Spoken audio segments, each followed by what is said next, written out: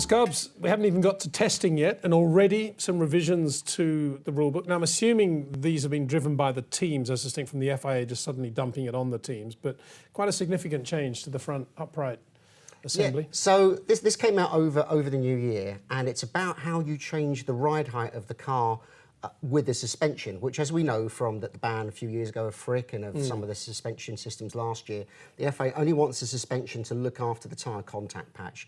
They don't want anything primarily... What about anti-dive, though, which is a geometrical thing? There are geometrical things, but what they don't want to do is to have that change purely as an aerodynamic thing. And when you change ride height, that's very much about the aerodynamic platform rather than giving the tyres extra grip. Yeah. Well, what's happened is that the FIA have come to know about teams going quite extreme on this geometry, but it's not for anti-roll, it's for actually controlling ride height.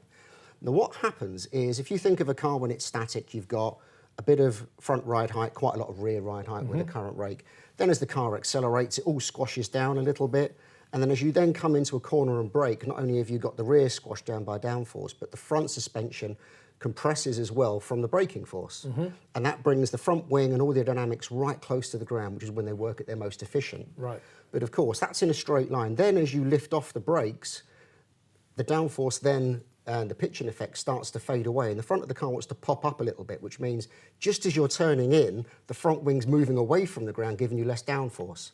So what the teams have done, obviously with the very clever suspension systems in the past, is as you come off the brakes, it keeps the front down. Now they've all been banned, they have to find a purely mechanical way of doing this.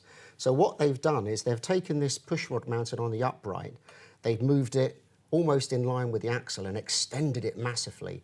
So what now happens is, rather than it trying to tilt the car upwards through a corner, it's actually, both of these mountings are going away from the car, which lowers the car down just as you're steering. So what you're getting is that consistent ride height from under braking, off brakes and into lock. But this is a purely aerodynamic change to the car.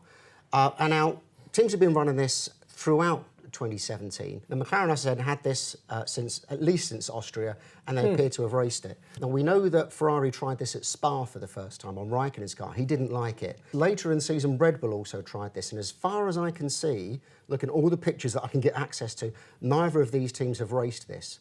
But the queries come up over the winter: is this legal? The FIA have now said no, and what they're now asking the teams to do is prove that their suspension with steering doesn't change the ride height by more than 5 millimetres.